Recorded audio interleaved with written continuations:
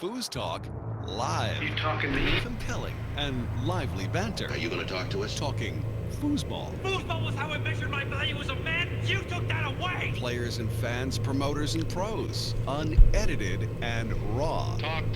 Living in the moment. We have a lot of important things to talk about. All while practicing social distancing. Cool. We'll talk. No big whoop. Let's get this thing started. FoosTalk Live. Coming to you live from the studios of Fooseball Radio and inside Foos TV. It's the 35th episode of FoosTalk Live, brought to you in part by 518 Prints, truly one of the best printers of promotional items, t-shirts, jackets, hoodies, and foosball apparel. Visit 518prints.com.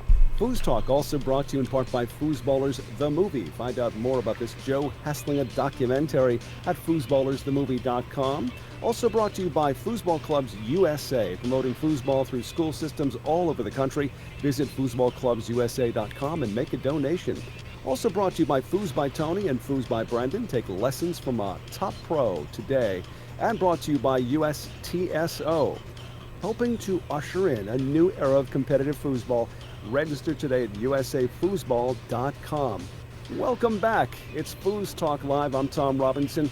A mighty nice night to be talking about foosball. What do you think? Well, by the way, I should mention this is our 35th episode, and this is a milestone. I should mention that this is actually marks, I believe yesterday or today, marked the 20,000th download of FoosTalk Live and Foosball Radio. So we're celebrating lots of things when it comes to our show tonight. Of course, I can't do this by myself, so I do want to turn to the velvety tones we know is the greatest play-by-play voice in foosball history. From the great state of Colorado, welcome, Jim Stevens. Hello. Thank you. I don't know about velvety voice. So my voice is a little scratchy tonight, so maybe the velvet will come eventually.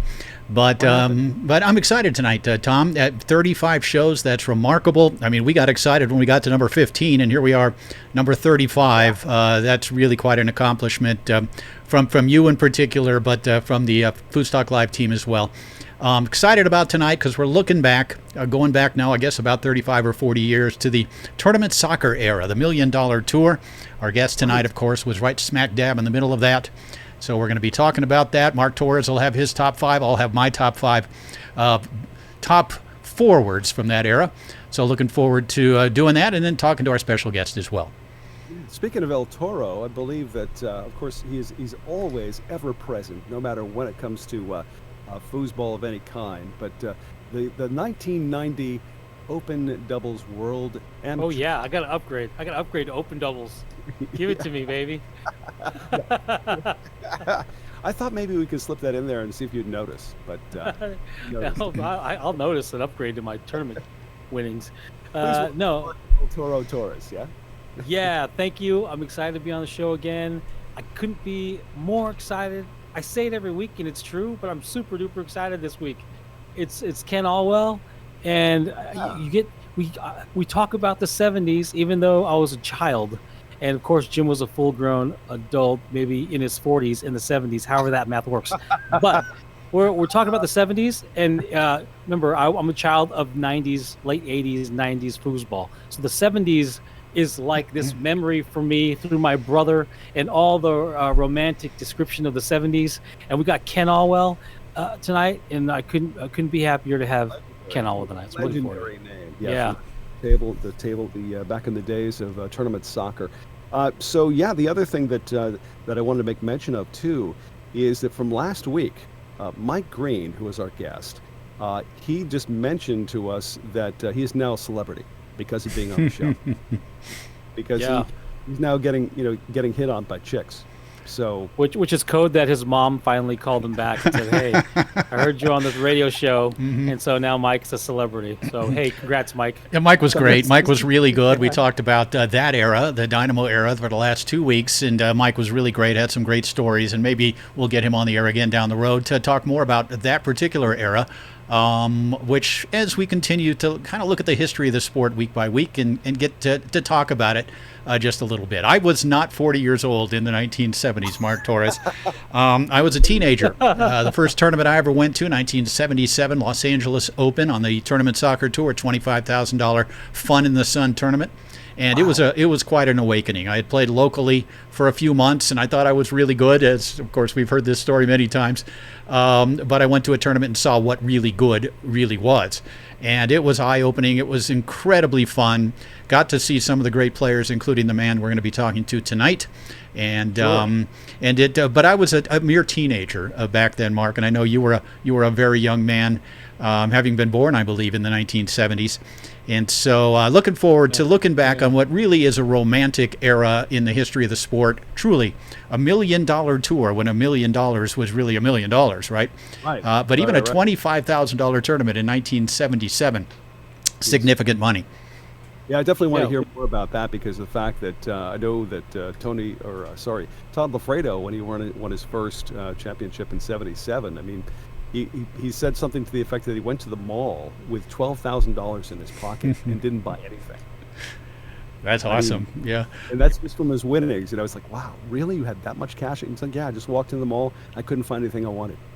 Wow. And he could have bought anything. That's a weird oddity with Todd. Yeah. That's just a weird oddity with Todd. Most people would have bought everything. Yeah. He probably could have bought two cars, right, if he wanted to. Well, in inflation terms, 12 grand, I don't know the math anymore, but it's probably like 50 to 100 grand. Yeah. I don't know what the multiplier is. Yeah. You'll probably find it online, but that's a lot of money to have cash for a 90-pound kid walking around with 12 grand in his pocket. I wonder how long that lasted him. How long did he have that money, do you think, Well, he's still counting it, more than likely. Yeah. Well, we're going to talk more with Kenny, because it happens to be that Ken Alwell was the man that Todd Lafredo beat in that final in 1977. And so we'll talk a little bit about that with the great Ken Alwell later tonight. Well, Jim, you mentioned that you've got a scratchy throat tonight. I think do. it's time to take care of that. What do you say? What Jim and I like to do right about this time is to reveal our favorite IPA. I know you've been just dying to do this, Jim. So yeah, let us know. Do I look like I need a beer? I think I do. I'm going back, and this is an old favorite. It's a local beer. It's one that I just happen to have in my refrigerator. It's called the Modus Operandi. You may remember it from earlier in the season. It's an IPA out of the Ska Brewing Company right here in Durango, Colorado, our biggest brewery, regionally distributed. It's an IPA with a 6.8% ABV and an IBU of 75%. So, yes, I could use a good cold one right about now. Have at it.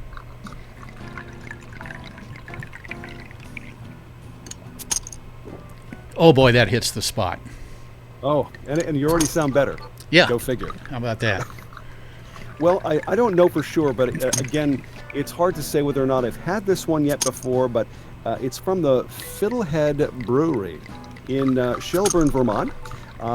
This IPM, with this IPA, you'll become a Fern believer. It's 6.2% alcohol by volume. Let's see if I become a Fern believer. It's Fiddlehead IPA. Well, the Fiddlehead Fern, of course, a real thing, correct? Mm-hmm. How is that? Yeah, very ferny. Quite fern. Ferny. Mark, are you having something tonight? What's up, Mark? You would think I'm getting money from LaCroix to drink their stuff, but I'm not. They could care less about me. Mm-hmm. This is Raz Cranberry Naturally Essenced, and it's called Naturally Essenced because it tastes nothing like Raz or cranberry. As a matter of fact, the only thing Raz or cranberry about this is the color of the can. Otherwise, it's nothing really. It's yeah, okay. Hey everybody, Bomb Girl.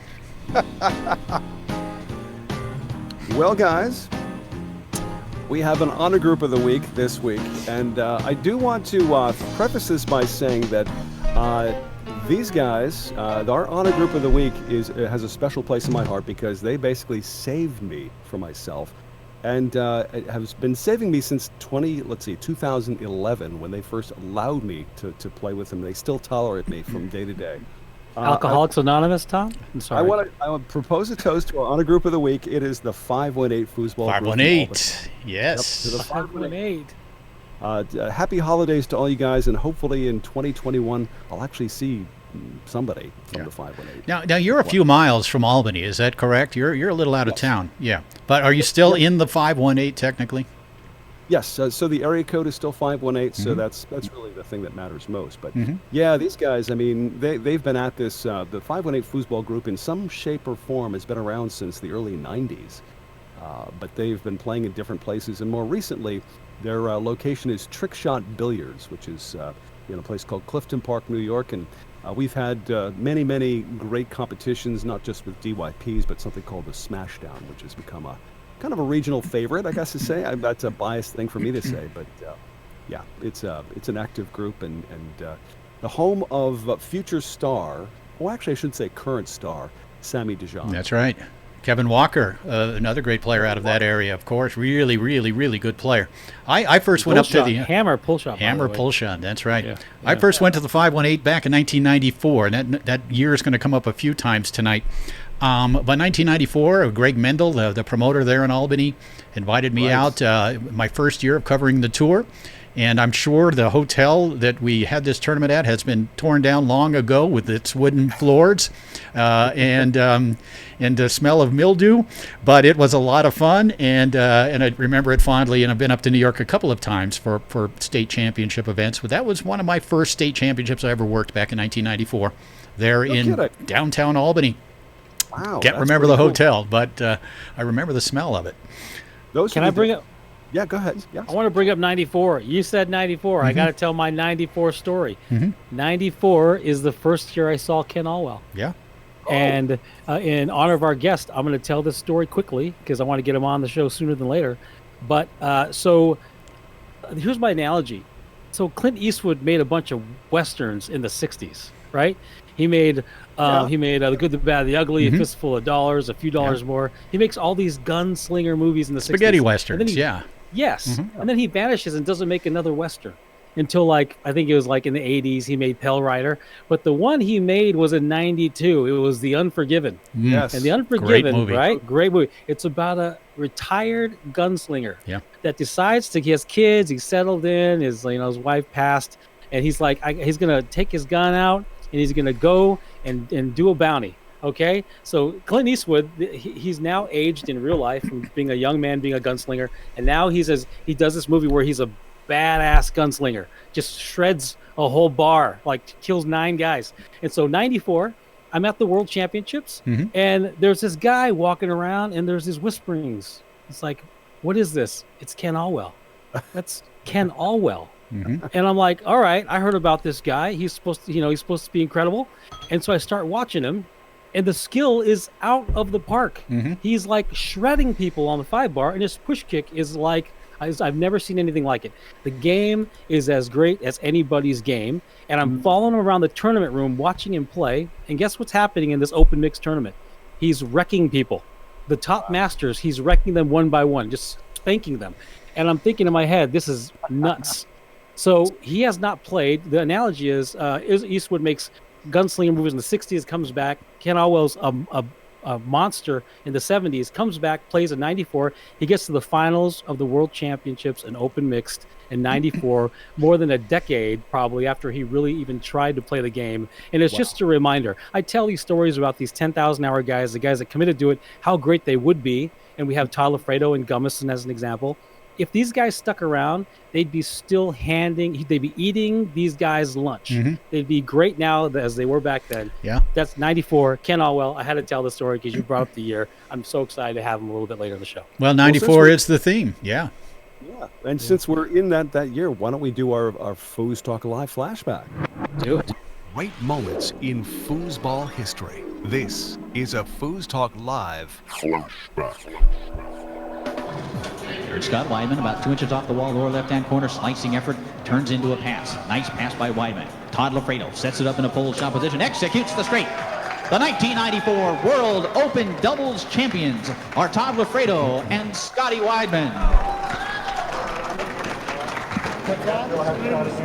Ladies and gentlemen, Todd Lafredo, I know he's done interviewing here with ESPN. It's been a big weekend for him and all that. But Todd, just give us one more quick saying of how it felt to win another title. The last one's always the sweetest. Listen in next time. Todd. It's FoosTalk Live. Yet another witticism from 1994. I mean, it's at that point, it's like, I just want another one. Whatever. It's the sweetest. Yeah. Well, the 1994 Worlds, and the reason that is the flashback tonight is that's the very same World Championships that Mark Torres was referring to when Ken Alwell and Kelly Paracita lost to Todd Lafredo and Tracy Hill. In the final, Tracy Hill was actually 8 months pregnant at the time. ESPN was there covering this. It turned out to be a Rocky Mountain High weekend, as we titled it in Table Talk, with Lafredo winning both open doubles, with Weidman winning mixed doubles with Tracy, and then Tom Spear, the famous win in open singles for Spear that year. So big year in '94, but it was Ken Alwell finishing second. I have no audio of Ken Alwell winning a tournament because everything was in the 1970s, and even then, Kenny, bless his heart, one of the great players of all time, a Hall of Famer, was pretty much known more for finishing second than first in some of the biggest events in the history of the sport. We'll talk about him. We'll talk with him about that as we move ahead here tonight. Yeah, no, I think that this era, especially between the times, you're talking the 70s, the 80s, the 90s, and of course the 2000s. And it seems like there's always one personality that stands out more than the rest in each one of those decades. And thank goodness we've got Ken with us tonight. Let's what do you say we take a look at the top five? You guys ready with the top five? I know you've been working all week. Oh yeah, I'm going to kill you tonight, Torres. You don't have a chance. Last week you had Mike Green sit in for you, and yeah, he handed it to me as expected. But tonight I'm back at you. I'm taking you down. Well, I crushed you last week. I want to give Mike Green some credit for being on the show and allowing him to give you his top five. I am going to do the same thing to you this week. I'm going to bring in a ringer who will represent my interests. You're going to do what? I'm sorry. I'm going to have Ken Alwell represent my top five forwards for the TS era.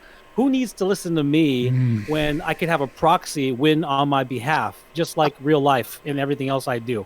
I need to fake it till I make it, and Ken Alwell is going to do it for me. I think bring it on. We need a ref on this. Oh man, I am on a losing streak for sure. We're calling a ref. Time once again for the FoosTalk Live Top 5. 5, 4, 3, 2, 1. Here's Jim Stevens and Mark Torres. Sort of.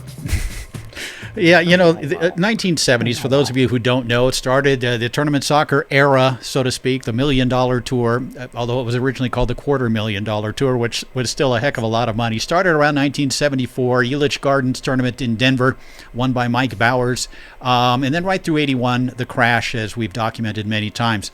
But it really was the golden era of foosball. A lot of money, all these guys playing for a living, traveling the country. Incredible names that came out of there, the legendary names. And one of those legendary names was Ken Alwell. Ken, are you there? Probably muted and talking to his muted mic. Hey, there he is. There he is. What's up?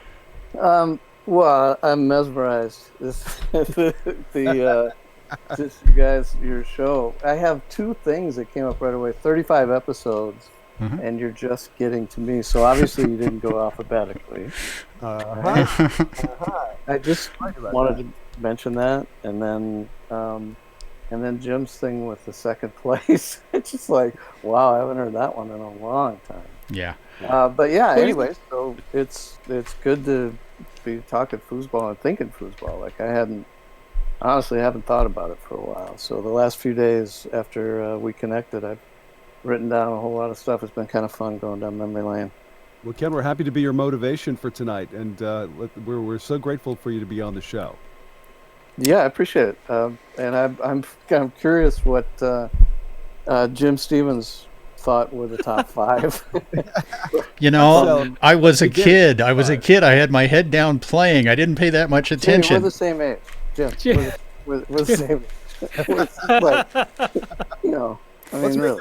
But I did not come out of that, and we'll talk about this, but I did not come out of that Minnesota foosball system that created so many players. Go ahead, Tom. Jim, I talked over that whole thing. I love how you guys are arguing already. We haven't even talked about anything. Like, All right. the show's secondary. It doesn't matter. Okay, cool. Back to All you, right, so- Tom. I don't.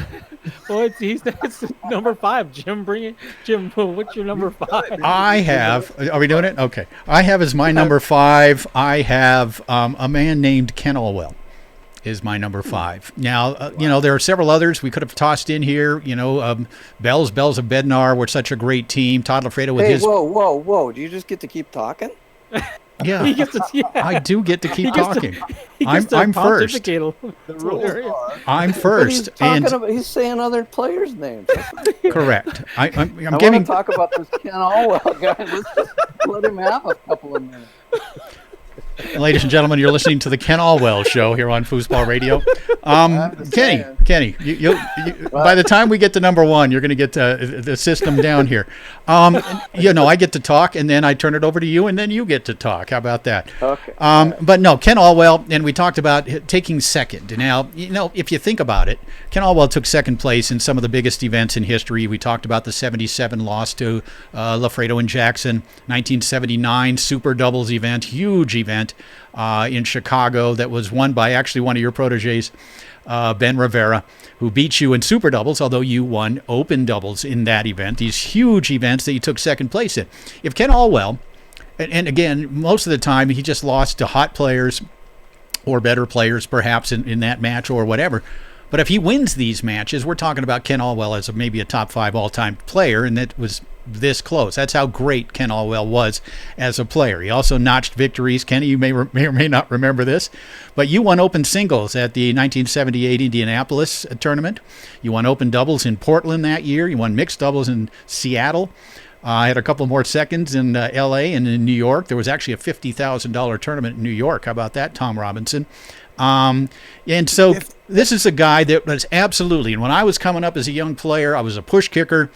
This was my idol. I didn't know Kenny back then. I only knew him as a player, as a superstar player, and I idolized him. And I had a chance later on to get to know him, of course, and we became great friends and have worked together many times on numerous projects. But Ken Alwell, absolutely, to me, was the man in the 1970s as a push kicker, and of course, and he had great success, Hall of Famer, etc. For me, number 5, it's you, buddy, Ken Alwell. Well, enough said. I think you have to take into account that there was in the events. I'm going to leave some people out who deserve a mention. And so blame time and distance. But there were so many good players. Yeah. And they were great ones who didn't always perform under pressure in events, but they were really gifted, right? And one of the things, there's always nuances. Like I remember, obviously, the events. I was talking to Mark about this earlier. When we played Lafredo in 77, Smiley and I had practiced for a month. I had a book on every player that we could think about. I didn't even know who Lafredo was. I'd never seen him. Mm-hmm. There was a dryer partner tournament on Thursday night. I took first. Lafredo took second. Spear took third. And that was the first time I'd seen him. And he was coming up my side of the winner's bracket. And I'm watching him beat top team after top team. And I'm thinking, honestly, I'm thinking, sweet. We beat Bells and Bednar for 9th or for 5th. And then I'm thinking we're going to roll and play Ferran Wiswell for one of his winners. And I remember Todd It's So Todd. He came down in the morning for our match, and he had just gotten out of bed. His hair's all messed up. He looks, he looks like a kid. And we warmed up together before we played, and I was like, I'm thinking I'm going to wax him, because he wasn't even down here practicing. And he and Gil both were just offensively just incredible. So I don't feel terrible about that loss. There was so many people watching, so much support, and first time in a big, huge match like that. We went back and forth, but he was just on fire. It was great. So anyway, my number 5 to throw out there. I didn't include myself in top 5, and again, I told you, Jim, I think there were 3 eras for TS. Mm-hmm. 74 to 76, 76, 77, and then 77 to when it closed off. Mm-hmm. But I went with Rick Martin. And one of the reasons I went with him is I had 2 10-game marathons with him where I won a winner's bracket, 2 major events. And he and Kaiser were we just battled. I battled him in mixed, I battled him in singles. He was a phenomenal money player. Just and an overall, great guy and incredible competitor. So that's my guy for number 5. Awesome. Yeah. FoosTalk Live Top 5. Number. Well, that gives me a chance to talk about Rick Martin because he is my number 4. And we lost Rick this past year. Had a chance to really kind of get to know him a little bit after he returned to the tour, maybe 8 or 10 years ago. In a just an occasional way, he would come out on tour in Las Vegas or when I'd go up to the Pacific Northwest. And the way he was treated, when I'd go up to the Moneyball tournament in Portland, or I did a tournament up in Seattle, and most of these tournaments were probably 80% or 70% of the players that were at these events were 50 years or older and had been around during that era. And all of them had such respect for this guy. He was a great guy, great competitor. A couple of world championships. He won, the year that Lafredo beat you in the finals in '77. Martin won singles that year. Also won an open doubles title in 1980 on the tournament soccer tour. A push kicker and a class act on and off the table, and just a great competitor. And again, a lot of times with these guys, you kind of listen to the people who competed against him. And we just heard you describe Rick Martin, what you thought of him, how much you battled him in that 10 games, and what a great guy he was, a class act off the table as well. And the foosball world misses him. He's a Hall of Famer, certainly one of the best players of that era, maybe even a little bit underrated in a lot of people's minds. But my number 4, I've got Rick Martin. Well, since we're going, obviously I have him underrated because I had him at 5. And then number 4, Mark and I, we really had to put our heads together on this one because Mark was 7 years old when this guy was in his prime. But he remembers the name was my mentor, Mike Bells. I've got him at number 4. Mm-hmm. And one of the things about Mike that was amazing to me was, first of all, he was one of my best friends. I love him. He's a great guy. But he was one of the few. Now I'm sure that there were a lot of players who had jobs, like real jobs. But he had a real job and he competed on tour, which to me was unusual. Most of the guys that were out there playing were playing full time, and so he'd show up for an event, and of course he played with Brent, which made Brent Bednar, and that made a big difference. But he went from 0 to 60 and was competing. He probably had the best defensive 5-man. I know for a fact he worked harder than anybody else on defense on the 5. He used to I drove him crazy because I barely moved the rods at times. I was mostly offense, but he really worked hard. He made the most. He was left-handed, so for him to shoot a good push kick, and I just say good. I wish he was here listening.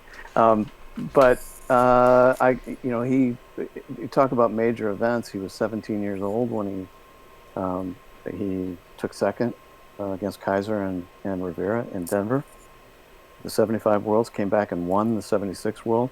He lost in the finals of Super Doubles. He beat Smiley and I to get there, and lost to Furry and Wiz, or they would have been playing. Brent and Mike would have played for the Vets. He won the money list in 76. 77, we beat him for 9th or better, but we went 5 games with him, and it was a battle. I don't know who he lost to in the losers bracket, but then he came back. They won a 50-grander in Reno in 78, 79. So anyway, Mike Bells gets my 4th place. Awesome. FoosTalk Live Top 5. Number 3. My number 3, and it was really a tough one between 3 and 2.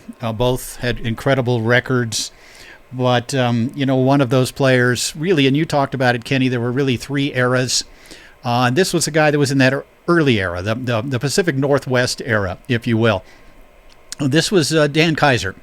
I've heard a lot of players talk about him. I actually had the chance to see him play one time later in the 70s. Maybe one of the scrappiest players you're ever going to see. A guy that got possessions, worked hard, maybe didn't have the greatest 3-row, but was a multiple world champion. I believe he won 3 world championships on tournament soccer, and really was part of that early class of great players out of the Pacific Northwest. Of course, tournament soccer headquartered in Seattle. And a lot of the early big names came out of that area. We talked about Rick Martin as well, coming from that Pacific Northwest era. But I'd love to hear your thoughts, and perhaps he's on your list as we get down the road here as someone who competed against him. Me as a fan, as someone looking back at the stats for the most part to put my list together, and of course just the legendary status of a lot of these guys that it's been handed down over the years.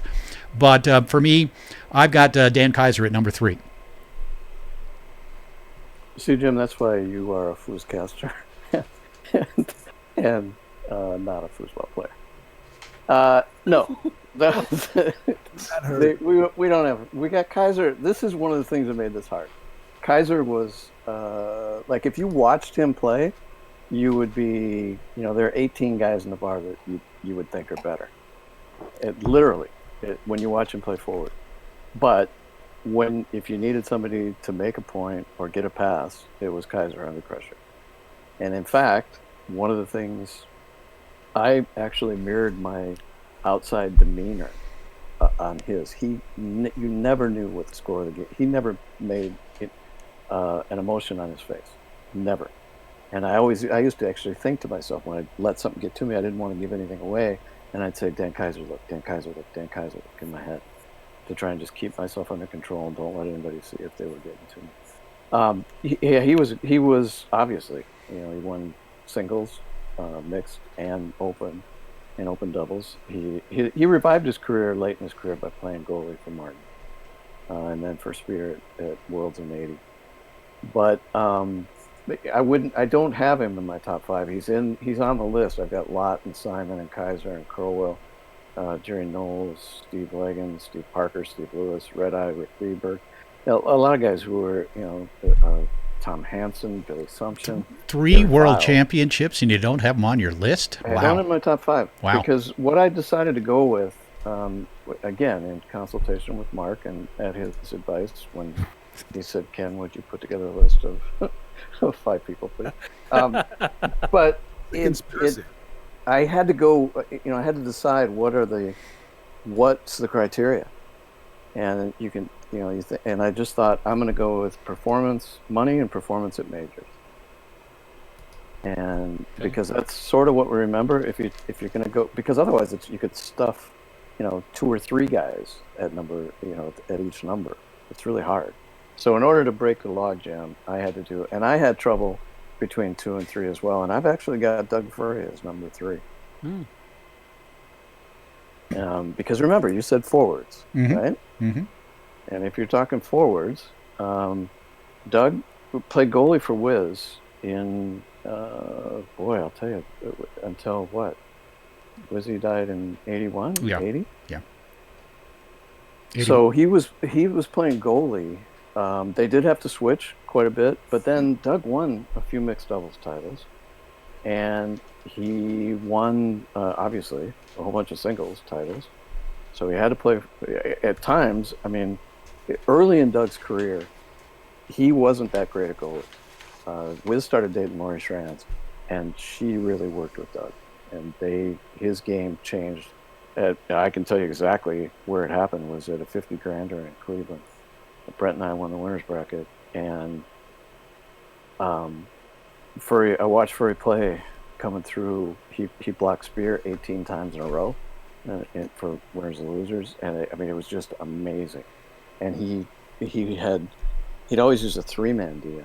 He switched to this race, standard race, and he was tough, and he really, really at that point. From then forward, he was a great goalie. Anyway, and obviously, there was nobody better as a money player. So I've got him in forward skills performance between 76 and 81. I got Dougie third. FoosTalk Live Top 5. Number. So let me get this straight. You say to me that that's why I'm a fooscaster and not a player, whatever that means. So on my list, I've got at number 3 a guy that won 3 world championships as a forward. And I get criticized. For you, you've got a guy at number 3 who won 0 world championships as a forward, made his mark as a goalie. If we're talking about the best goalies on the TS Tour, which I'm guessing we will be next week. Wait a minute. Doug Furry's going to be on there. Do facts matter?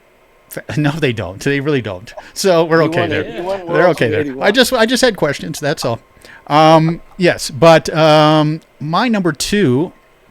And it's, maybe to some people it's a surprise because he had such a great career later on Dynamo and then on Tornado. In fact, when we're talking about the best on each of those 3 tables, Tournament Soccer, Dynamo, and Tornado, this guy probably appears on the list of top 5 players.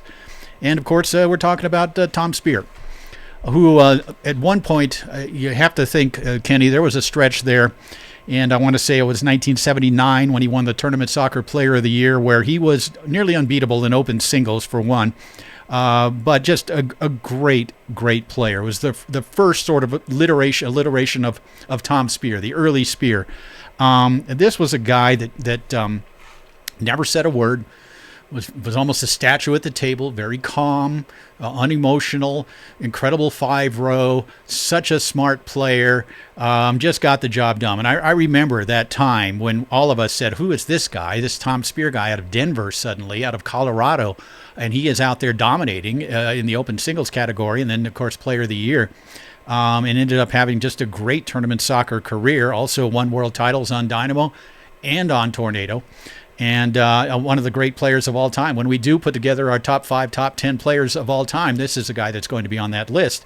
And I'm looking forward to hearing your impressions of the great Tom Speer, who is my number 2. Well, that's a coincidence because Speer is also my number 2. Is that allowed, by the way? Yeah, absolutely. Sure. Who's just a fooscaster now, buddy? You got it. So why are you a fooscaster? Is because in all of these, I had to think of all these guys, not only in terms of how hard was it for me to beat them, why did I struggle against them? What was it about? I could even think back. I could probably come up with my notes that I had against each. I knew their strengths and weaknesses. Anyway, and Kaiser, as a forward, I didn't lose to him, but when he played goalie, I lost to him twice. And both of them in big matches. So anyway, so back to Speer. I didn't see anybody in all my years of playing who I equated as much like he was a grandmaster chess player. That was my impression of him. I told Mark earlier that when I played him, it was like the tortoise and the hare. And when the brown top came out, remember there was the green top early. Mm-hmm. Then there was the blue top. The blue top had really inconsistent feet on the man. Spacing was inconsistent. And then they had that ball that obviously didn't roll perfectly. But the brown top was Speer in a nutshell. I played him, in mixed doubles in the finals, the first brown top tournament. And the precision of that foot and the way it was manufactured allowed both he and I to really do well. So the fall of '79, I played him in the finals, 3 majors in a row, or 3 tournaments in a row, one of them, and lost all 3. And it was like the tortoise in the hare. The guy was massively consistent. And like you said, he did it in all 3 events in mix, and he did it without breaking a sweat. That used to piss me off. You know what? Before we go to number 1, I gotta ask a question. I love this tortoise and the hare analogy. I know you're the hare in this analogy, and Tom Speer's the tortoise. And we had top 5 bars a couple weeks back, and I had Tom Speer as number 1 and Tony Spreedeman at number 2. And I got flack afterward. Of course, everyone wants to debate this stuff, and there's so much subjectivity. But my argument was, Tom Speer played rabbits and hares and cheetahs and leopards for 30 years. And all his passes looked the same, and you never knew when he was going to pass. So these speedsters that like we have now, they're great. Don't get me wrong. I think they're brilliant. Like Tony Springham's 5-bar is a juggernaut. But it's not like Tom Spear defensively and offensively wouldn't have been able to keep up. That's my idea. Ken, I want to get your take on that whole exchange. Well, I think you're spot on, and it doesn't really matter in terms of speed, because the consistency to get the ball, they're both up there, right? In other words, their execution, they're both in the 90s percentage wise, right? In terms of passing. Somewhere. And I told you earlier, the thing with Spears is that, like with Tony, I'm not sure what his read is. I knew what Spears' read. Like by the time Spear passed, he was passing through a truck hole. Because I'd fall for 89 fakes trying to get, like I had to just close my eyes and play defense against him. And I just knew he went wall more than he went up. And so, but the deal is, if I would just take away the wall, he would take the up. He would hesitate, and take it. And with Tony, I'm not sure if Tony's been pushed the way Spear was. I'm not sure what the level of competition to make Tony actually use all of his time. From what I've seen, he's pretty fast. He acts pretty fast. In other words, I don't think he uses the full. Even Federico used to use 8 seconds. So it's hard to, you can't, I don't think you can be faulted for picking either one, because they both had more shots than anybody else. Right? Right. I think I'd give Tony the edge on one thing, and it's why and Rick Martin and I both could compete against Spears. We pick the ball up when it's flying around the table more than he did. I think Tony might have done that a little bit more as well. Great. So, there you go. Yeah. FoosTalk Live proudly presents the Top 5. Number 1.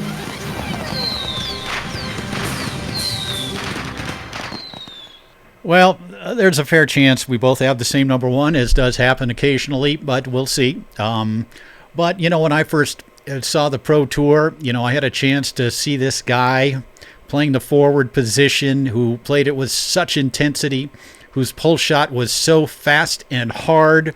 Part of the greatest team we'd ever seen up until Collignon and Lafredo, perhaps. Jim Wiswell is my number 1. He didn't have as many world championships, perhaps, as Dan Kaiser or players like that. But a lot of wins, and part of the greatest team, again, that we'd ever seen, and a legendary team. And a guy whose aura still carries down to the modern day. Still, when they talk about Wiz and Fur, when they talk about Jim Wiswell and the intensity and how much power he had as a forward, it's still spoken about with awe. And as a man I know who competed against him many times, as a man I know who was a very, very good friend of Jim Wiswell, who unfortunately passed away in 1981. And I know you've got a little backstory on that as well, and maybe we'll get into that, maybe we won't. But my number 1 is Jim Wiswell.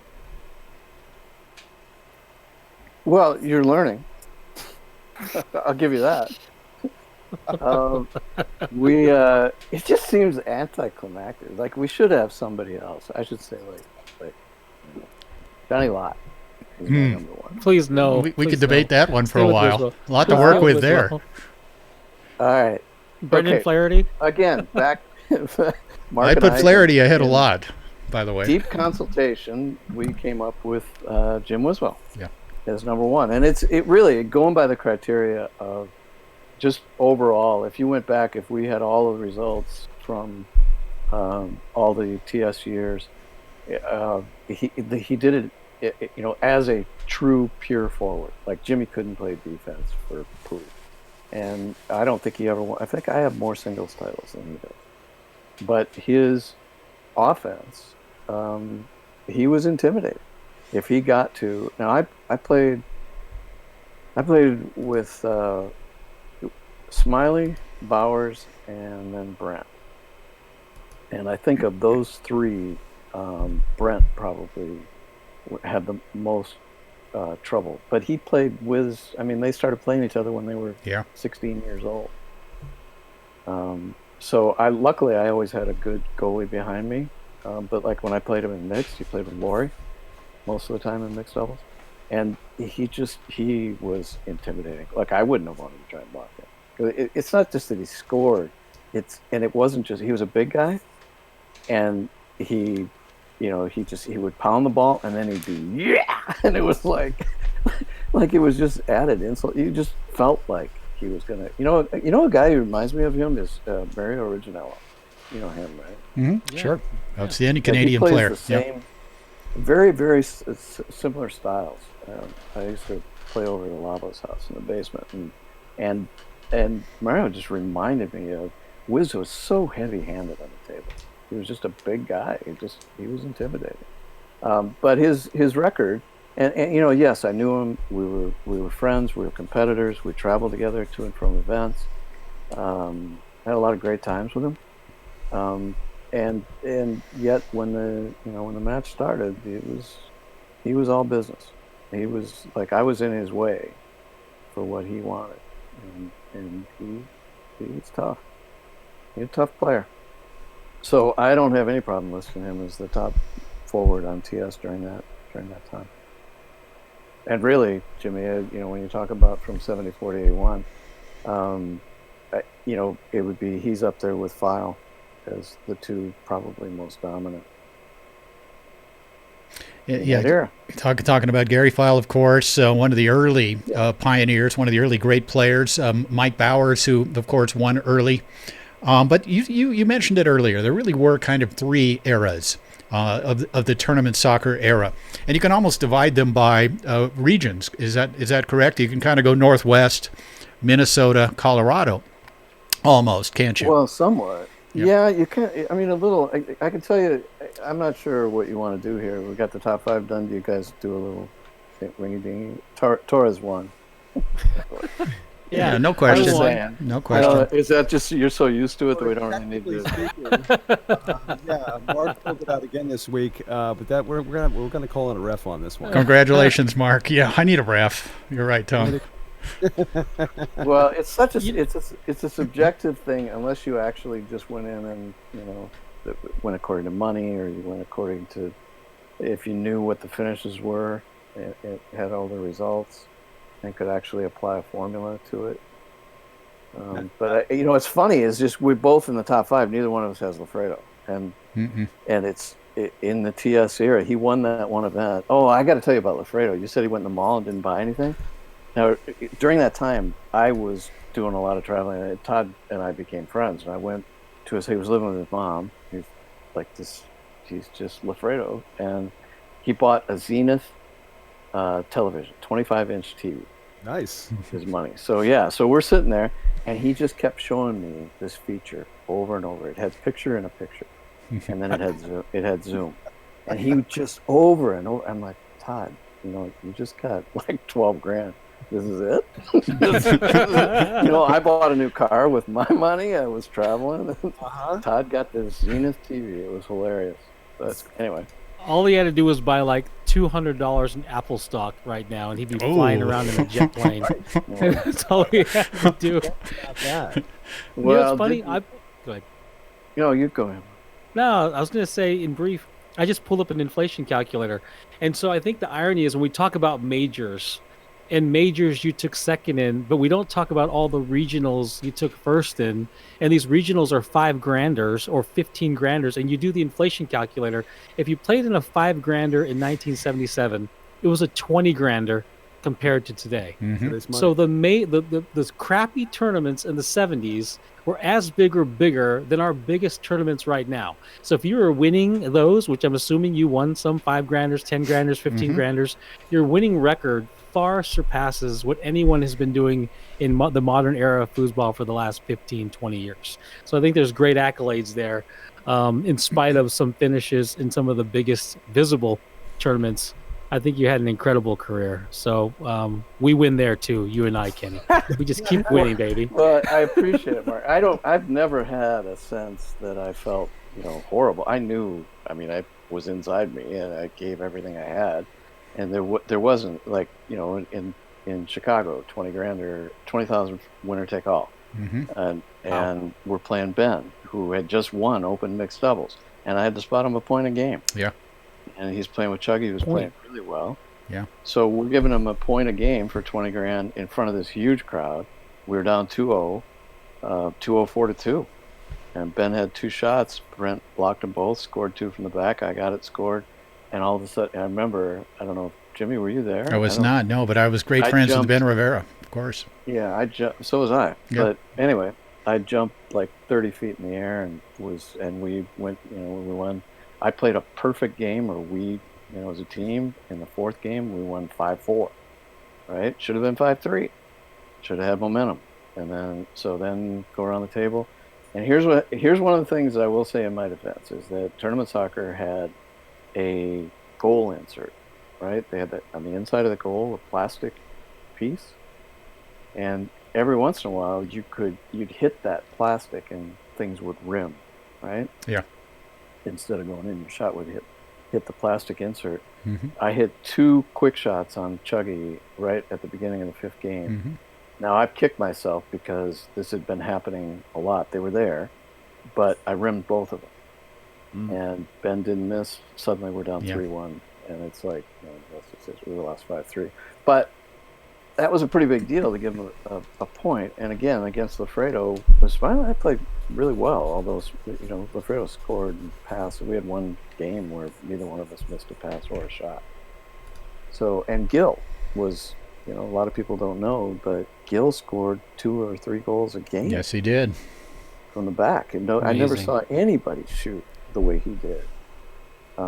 He was phenomenal. He didn't block all that well, but he made up for it by scoring. I mean, in that particular event, he became a much better goalie. Yeah, we did the top 5 shooting goalies earlier this year, and he was definitely on my list. He's got to be. Yeah, he was in there. Consistent. We played. Brent and I played Crowell and Gil Jackson, winners of winners, and the finals in open doubles in Chicago. So they were one or two. Well, they were close to playing in super doubles. Yeah, we're joined tonight by Ken Alwell here on FoosTalk Live. Tom, what do you got for Ken? So, Ken, I know that this being your first foray into Foosball Radio, FoosTalk Live, there's a tradition here. Of course, all great legends have a beginning, a middle, and an end. And we'd like to know more about your beginning. When exactly did you see the first foosball table before getting into this game? God, this is going to be before Torres was born. Yes. and he's not that young. Which is reportedly yesterday, because I hear it all the time. So don't worry about it. Cool. So back when Mark was just a gleam in somebody's eye, we were in. Luckily, I was in Minnesota, which was a hotbed. First time I saw a foosball table was at a place called Rose Bowl Lanes. Rose Bowl Bowling alley. Yeah. And again, I mean, we didn't know that there was like professional foosball. We just loved playing. And then how there were 2. I was 15. 15. Okay, gotcha. 14 or 15. And then by the time I got into high school, there was foosball tables in the lunchroom. Oh, nice. At our school. Yeah. And then I found out about what they called the high school program was called Nut Goody. Pearson Nut Goody sponsored these events that were put on by Hanson Distributing for high school kids. And cool. Bells and Bednar won the first 2 of them. Both in the Hall of Fame. Second. Yep. Yeah. And I played in the 3rd and didn't do anything. But my claim to fame was that I worked at McDonald's, which was right next to Rose Bowl, and so did Mike Bells. So in 1975, when Bells took second place in the world, he came back and it was the talk of McDonald's, and I pulled him aside and I thought I was better than him at the time. I was shooting a push shot, which I shot for a really long time, and Mike went to work at a place called Piccadilly Circus, which was an arcade, which there used to be lots of those around. And one day I was up there and he said, you got to quit shooting that push shot. It's really fast, Kenny. It's really great, but let me show you something. And he showed me how to shoot a push kick. and I buried the second one I tried, and he went, "Oh, great." And that was it. So that's when I started I got serious about it. I played in bar leagues. I guess I was 17, 18. And then from there... That too. I'm sorry? The drinking age was 18 back in those days. Yeah, so that was the deal, is that it was 18. So when I graduated from high school, immediately, as soon as I had graduated, I hopped in a motorhome, Bill Drexler's motorhome, with about 9 other players from Minnesota. We drove out to Denver for a 10-grander. Wow. This was 1976. And here's how fate works. I played with a guy named Joe. I can't remember Joe's last name. He was from St. Paul. Anyway, we lost Filan. I think he was playing with Karen Gilliland. Anyway, both Hall of Famers. Mike Bowers lived in Denver. I didn't want to go back home, and Brent was going on the tour with Guy Vogelbacher, who was another great player, and Jeannie Folio, the guy's girlfriend and mixed doubles partner. And they asked me, or I tagged along. Brent didn't want to be the third wheel, so I ended up going with them on the West Tour, which was we went to Denver, and after the Denver tournament, went to Bauer's house, and there's like who's who of foosball at Bauer's house. And we had 2 tables, and he took me under his wing. So I was playing with him, and we held the table, which was like this huge thing for me. And the next weekend of the tournament was in Phoenix, and Jeannie and I played Bowers for winners and winners in my first open doubles, or my second open doubles. Okay. And we ended up but I was so psyched out by him. It was like we lost 3 straight, and we lost 3 straight in the finals. But I took a second place in my second tournament. And then, going on, it went from, I think TS was really organized in the way they did the tour. Yes. We went from Denver to Phoenix to LA. We were in the Queen Mary, and then we went up to San Francisco at Claremont, and then to Reno for a 10-grander, and then they went to the East Coast. And, hey, Kenny, when's that Santa Cruz? We have a picture of you in Santa Cruz with Lafredo, Wiswell, Bowers, Furry. Where was that? You man, the wrong time, the wrong year. Now but you got to remember that all these things, as things are developing, the older guard is kind of falling behind a little bit. The newer guard is starting to take over. Lafredo is not out yet. He hasn't played. This is 76. Okay. That was probably 78. Okay. Lafredo was there. So 76 with everybody. Tom Hansen was still playing. He and Eddie Tuckinen won like 8 events in a row. Lott and Simon were winning. Paul Daltas was still playing at that time. So there was still a lot of the older players. And then Billy Sumption.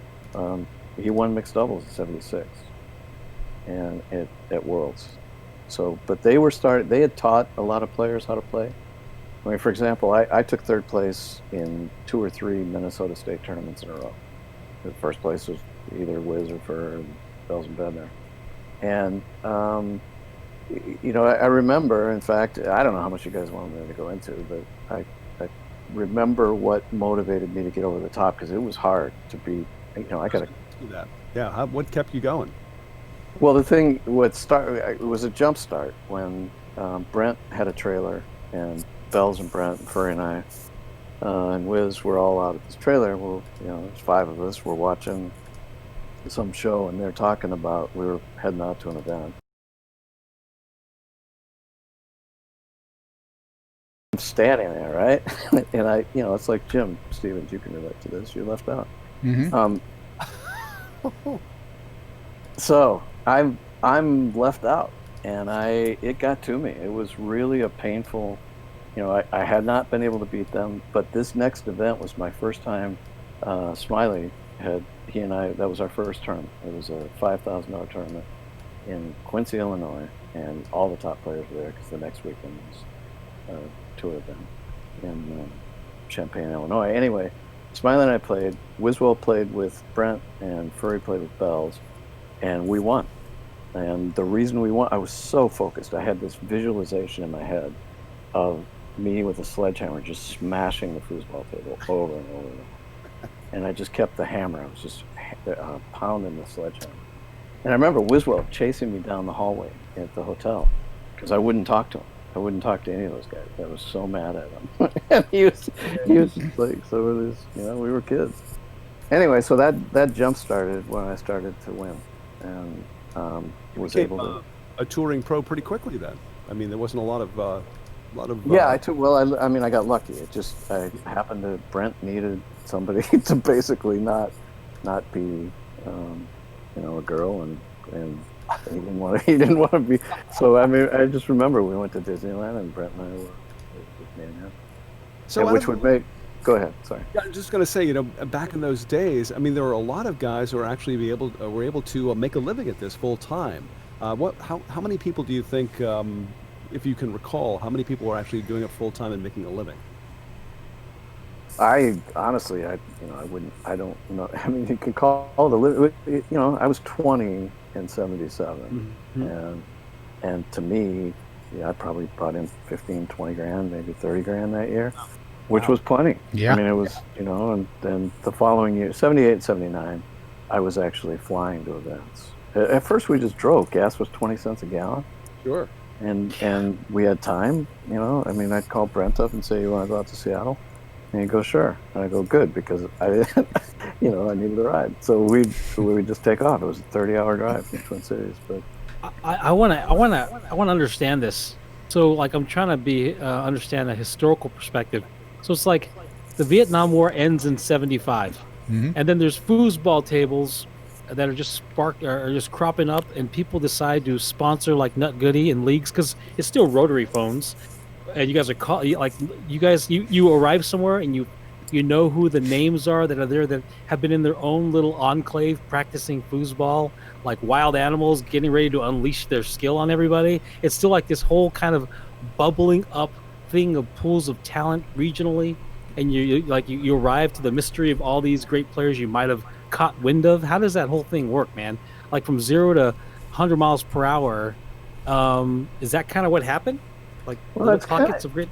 You can think of it that way, but you remember, at when I mentioned the Nut Goody tournament. So there had to be 500 kids at those easily, and so the organizational structure of the local distributors and operators were what got foosball off the ground.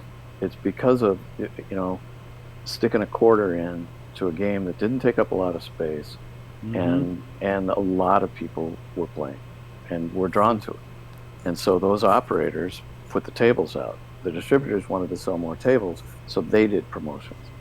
So they would come into the schools, and they'd have players come in there that would show us, like, how do we know that there's a push kick or there's a certain style of pass or a brush pass, or we didn't know any of that stuff. We were just as good as whoever was beating us, right? I mean, I remember I used to go home and I'd make up shots because I was thinking, well, I want to have an option. They think I'm going to do this one, and then I do another one. Well, I didn't know that I was doing options off a push shot, right? Nobody had ever taught me how to shoot the holes, or hell, a 5-0. I didn't have a 5-0 until I copied Steve Simon in 1977. Wow. So a lot of these things were being learned, and they were being learned in different areas. So here's one that the difference between now and then, we got an internet now. John Zoller plays out of New Orleans. You guys all know John. So great player, same age as me. He had no idea tournament soccer or the tour existed, but he was playing constantly. And it's one of those unfortunate things that it really didn't reach everyone. But those that did, though, there was I remember Lott used to, over in a corner when the tournament was over, would there be 30 or 40 guys around a table, and he's showing us a new pass he just came up with, Cool. which was amazing. But that's the way things work. And then the other thing was that the guys who, guys like Bowers and Kaiser, there were people who lived in different areas that opened their houses up to us. And so when we would travel, and we'd have a place to stay, and we'd play foosball for hours. And you naturally just got a lot. You had to get better if you wanted to play, right? Yeah. If you wanted to be on the table. So, yeah. So from that era, when you were out there on the tour, early on, who was your biggest rival? Who was the person you wanted to beat the most? Well, obviously at the beginning, it was the guys I played the most, Fergie and Wiswell. Like the regional events, there were tons of them. Smiley and I had a pretty good record against those four. We beat them quite a bit at regional events, and they obviously beat us as well. But Wiswell was was my number one nemesis, and then right. Here's another one. So playing against each other would raise your game, right? So I didn't play singles very often, but right before that Indianapolis 25 grander that I won, I stayed at Furry's house, and he lived in Bloomington, Minnesota, and all I did the whole week was play him. Wow. And it's like he was so good and so fast rod to rod, and I had to develop a game where I could actually compete against him. And so basically I was playing forward at singles. And so every time I played forward, I was really careful and had ball control.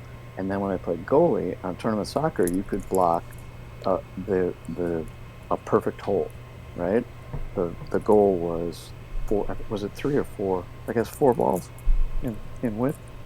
So I learned the defense where I could be in between. So a guy had to hit perfect, and I played all pull shots in that event, and I made them all hit perfect holes.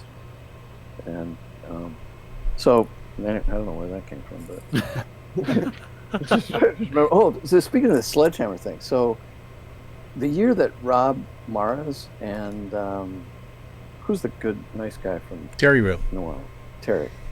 The year they won, Rob had kind of been snubbed, I think, wasn't he? Wasn't there some backstory there? Yes, a little bit, yeah.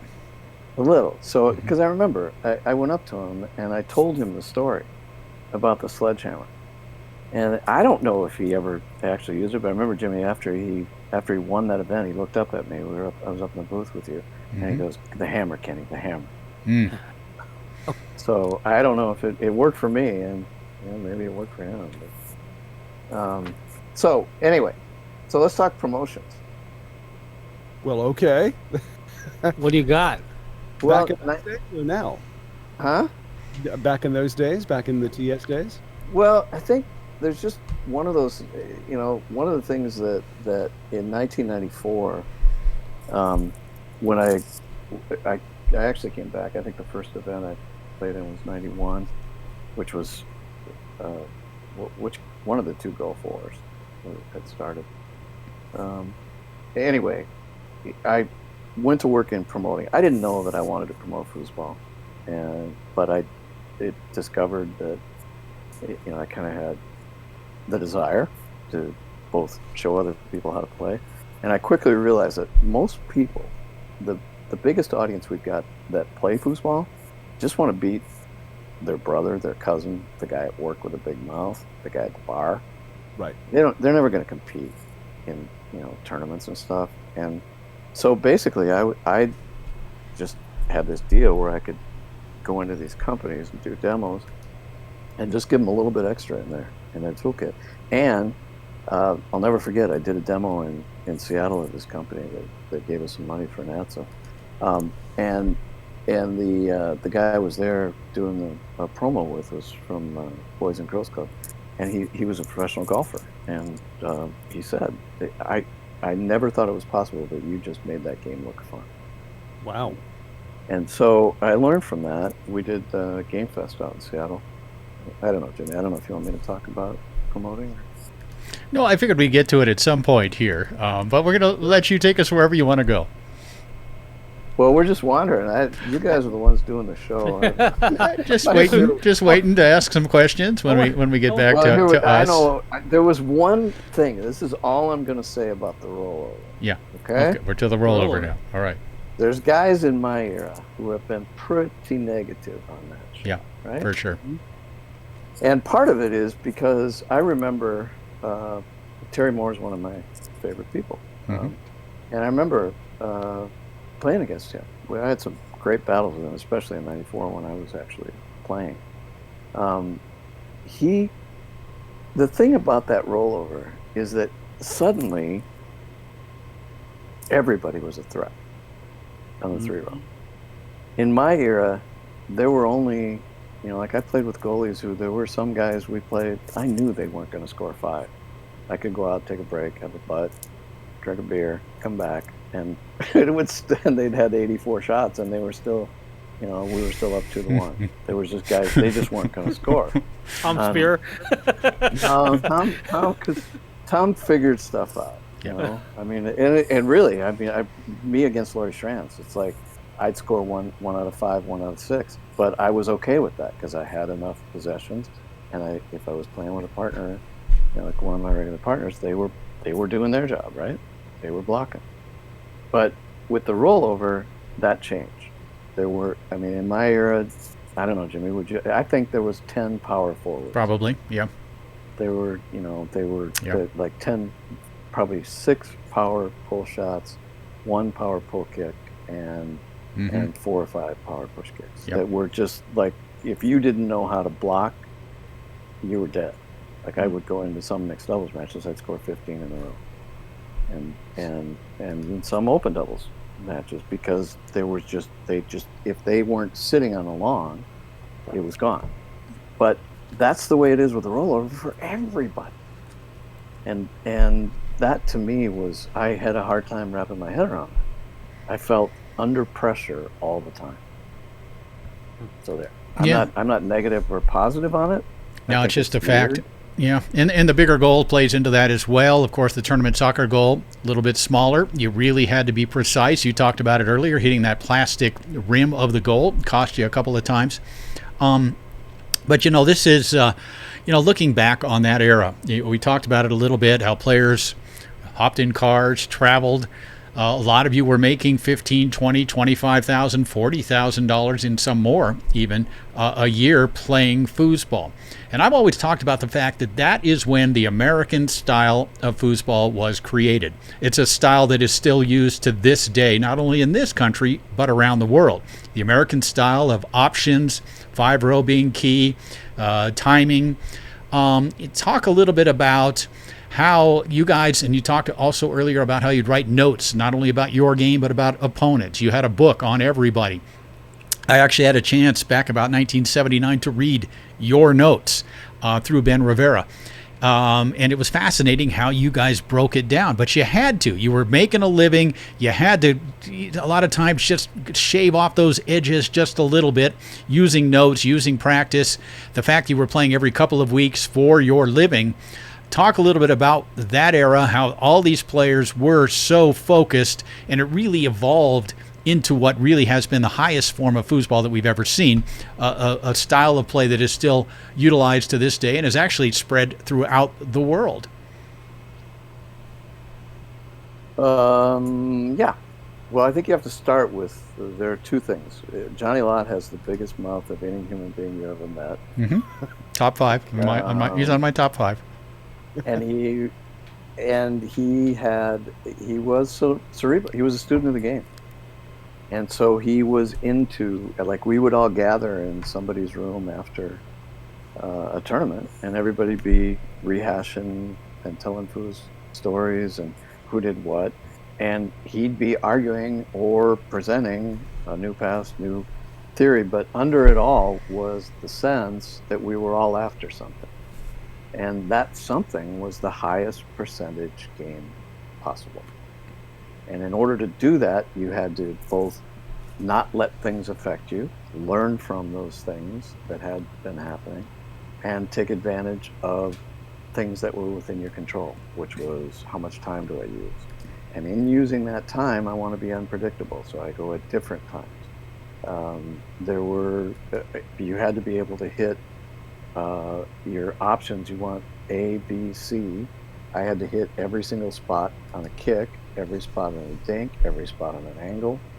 Then I would break down the geometrics of the goal. So I knew, for example, if a guy had played me an opposite with a crossover defense, the opposite is you're bringing in the far man, right? So that you're in that defense, I knew which holes were more effectively open. I knew which holes, if I looked up at the defense and could know which position versus the dot the goalie was, and I knew it was a standard or a crossover, I knew exactly which holes were there, and I could snap that hole in whatever amount of time. And then the second thing was, the way I learned was, if indeed then he blocked it, I needed to know which guy he blocked it with, because that meant that if he's watching my movement, if he's paying attention to me, then I can pick that particular, what he just vacated. So, and the goalies were that good, like with Brent. When I remember Worlds in '77. In the last game, I scored 4 in a row on Brent, and 3 of them were three-quarter kicks where he pulled his, he was so fast, and I trusted him, that I went full speed three-quarter, and he went past me with the 2-0. Mm-hmm.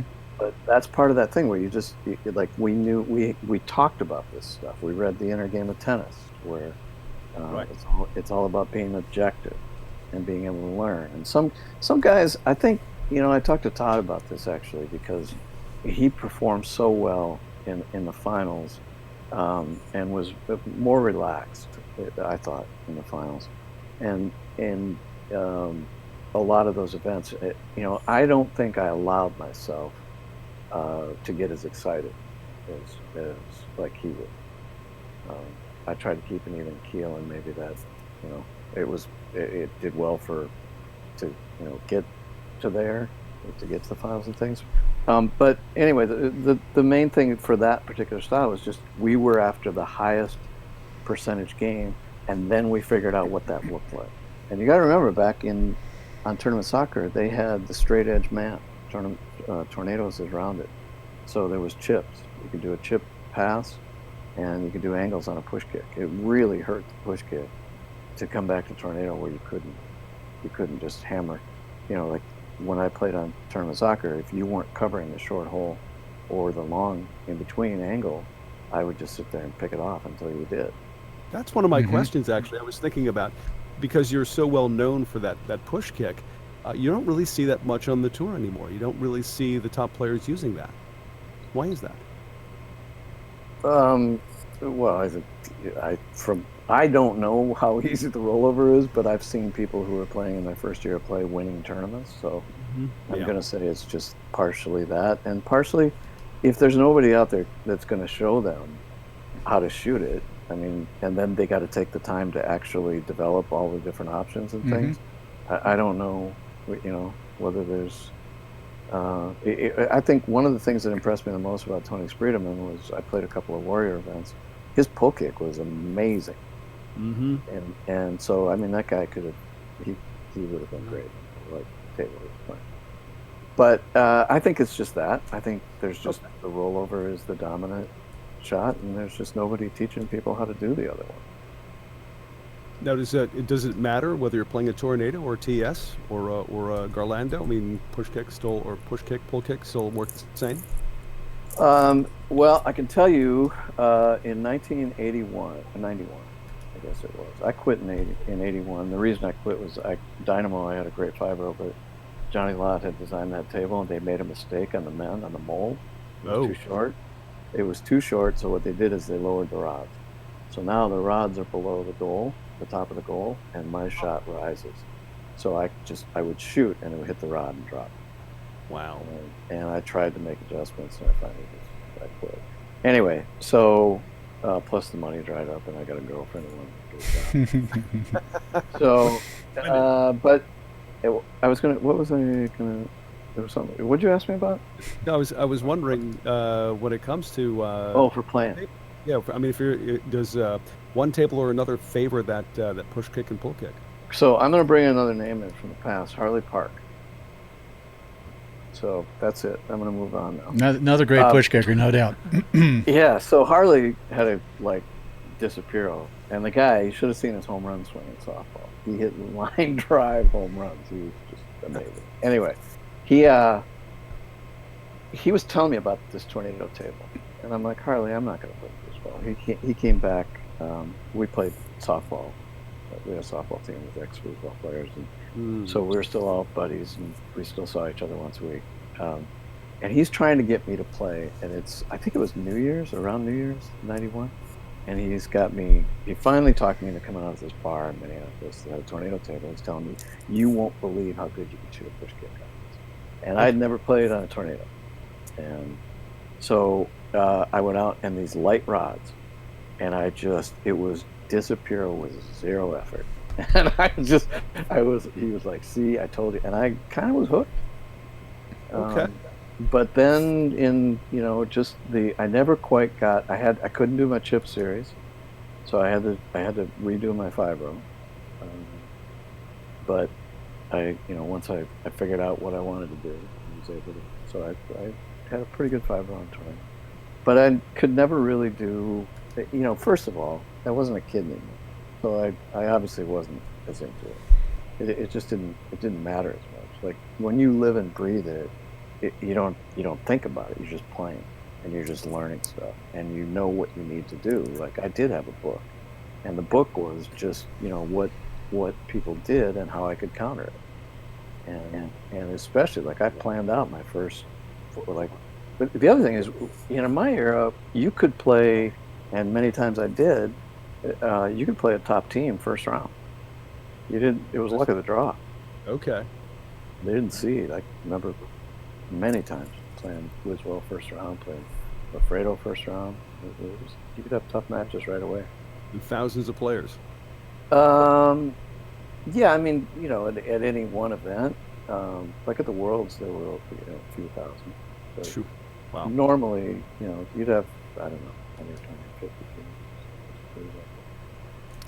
You brought the name up again. I got to ask you.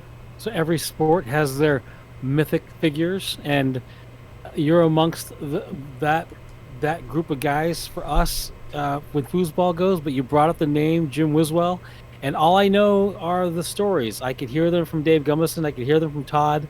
I could hear the stories about the crushing pull shot, and so it enters into the imagination. But let's cut out the romanticism. Why don't you tell me about Jim Wiswell? Tell me about his pull shot. Let's hear some stories about Jim Wiswell that are true to the mythos or however they come from you. I want to hear some Jim Wiswell stuff. Well, this is the Ken Alwell show. Mm-hmm. Yeah, please. Absolutely. I mean, we'd have him on the show way before you, by the way. This is like okay. So Wiz was, to me, it was unique. My sister, like I rarely had family like come to an event or whatever. Everybody, like my brother wanted me to be a plumber. My other brother wanted me to. I have like 6 brothers and sisters, and so they didn't come to very many events, but they did come to Radisson South and Wiswell. My sister met Wiswell, and in fact, I was living with Jimmy and Lori at the time, and I remember her telling her how much he intimidated me. He was like, there were times when I was physically afraid of him because he was just so big. And she goes, "You're the same size," and honestly, we were pretty close, but he just that's the way he was. He did everything big. So anyway, in terms of how he.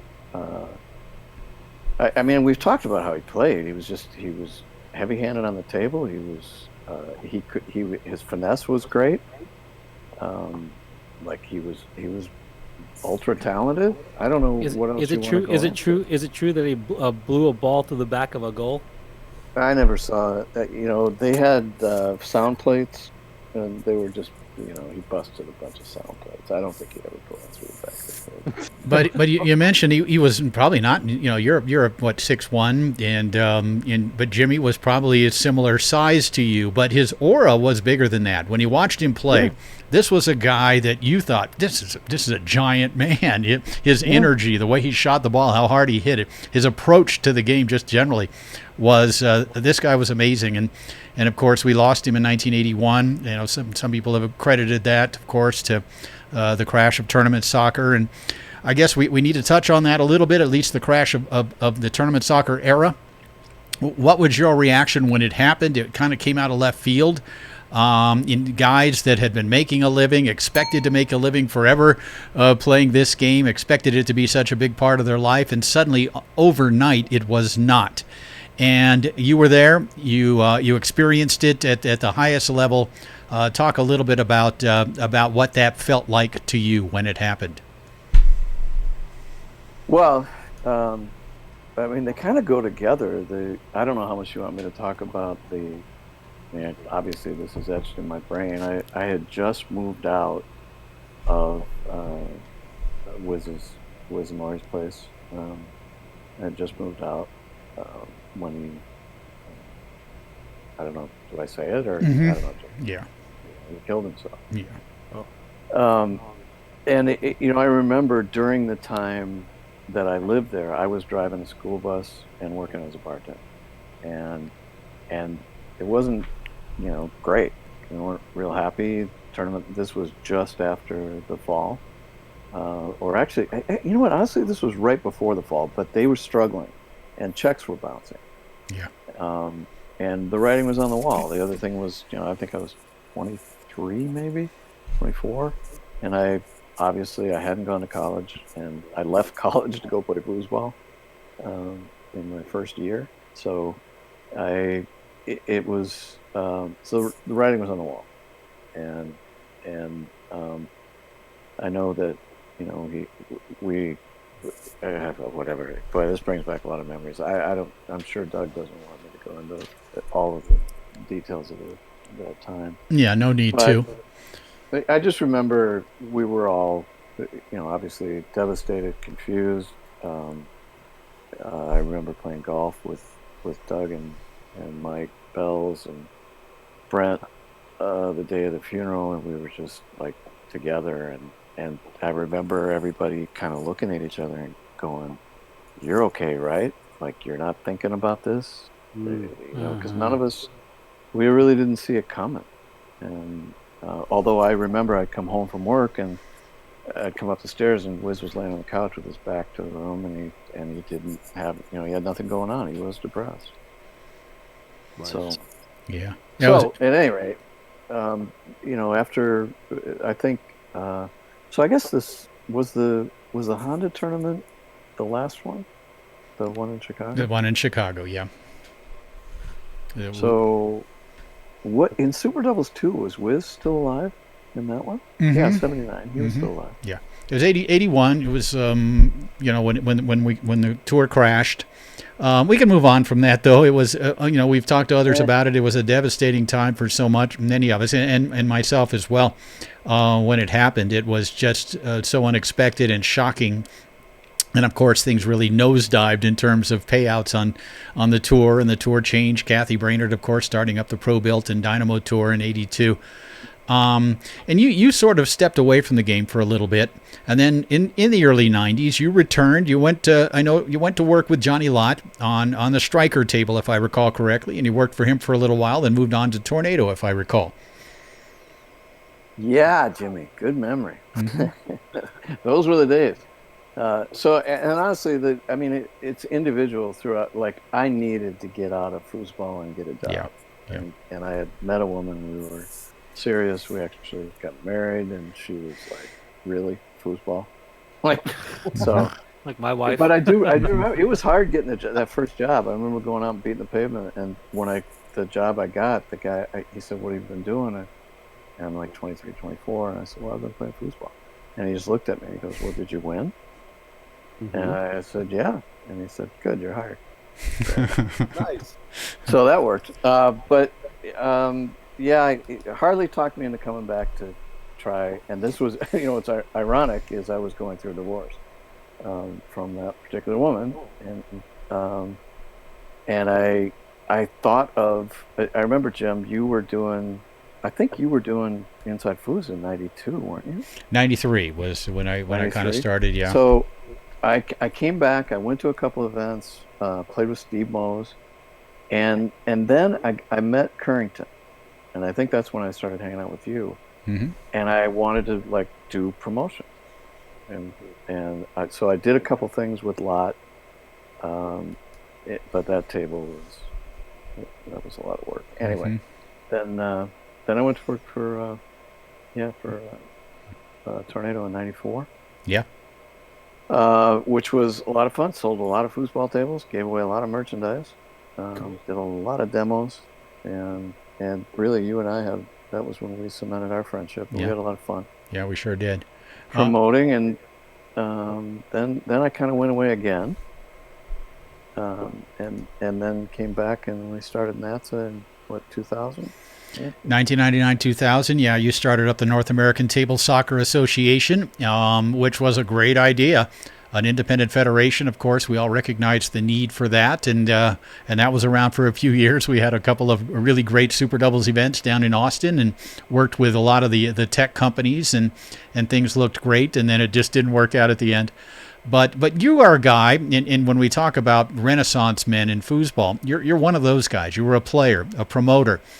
You've worked with me in the booth as an on-air personality as well over the years, and you're a foosball man, whatever that means.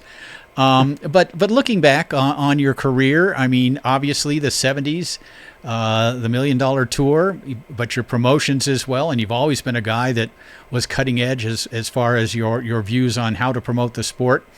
Does that still kind of stick with you, or is it something you still kind of have interest in? Do you still kind of follow the tour? Is it still something you have a vision of and for and moving forward? Is foosball still kind of on your mind? No. Interesting. Yeah. No, I mean, I think obviously Jim, you know the answer to the question. There were times when, why is that thing dinging? Sorry about that. It's one of our messaging systems that got left on. Sorry about that. Who is that guy, Jim? Why don't you? It's actually I want you to keep talking, but it's John O'Brien with a question for you. But keep talking while you're talking, Ken. Oh, Finish all your... right. So, well, there you go. I mean, that's a perfect segue, because the thing that probably intrigued me the most throughout after I played was working with kids. I worked with at a halfway house in Minneapolis with at-risk youth they were basically on their last legs before jail. And I got a foosball table from one of my sponsors, put it in there, and they were nuts. They were nuts for the table. And none of them. They did. It wasn't a matter of skills or they just wanted to play, and it was something we could count on. And I just saw how the impact of that on kids who many of them had behavioral issues. Mm-hmm. So I had always I loved what John was doing with high schools and elementary schools. And the problem was that I was not in a position where I could just volunteer, and I couldn't see a way that could finance it, or that would have been, Jim. There are things I still would do, because I think it brings a sporting event to a population that wouldn't normally be involved in sports. So I guess that's good. Yeah. I want to talk about two different things that are in line with John's question that's going to come up. So there's an anomaly with foosball that I don't think people pay enough attention to. And that anomaly is this. Even in the 90s, when you went to a foosball tournament, you might have had 1,000 people in the tournament room, but it was 1,000 competitors. And that's an anomaly, because if you go to most sporting events, the ratio of competitors to observers or audience is like 10 or 10 plus to 1. You get I wrestled in high school. There was never 1,000 wrestlers in the room and no one watching. There might have been 100 wrestlers and 300 people watching. Same with the basketball. Any other sport, foosball tournaments are a unique animal because everyone in the room, except for maybe the ratio is 10 to 1. For every 10 people actually competing, there's someone there to watch. And it's usually a spouse or a friend. And it is a unique property about foosball that you need to grow the audience. You actually need to grow the audience more than you need to grow the competitive base. We just don't pay enough attention to that because promoters have to grow the competitive base in order to break even on the tournament. So there's this huge focus on growing the competitors when the actual need is not growing the competitors. It's growing the group of people watching.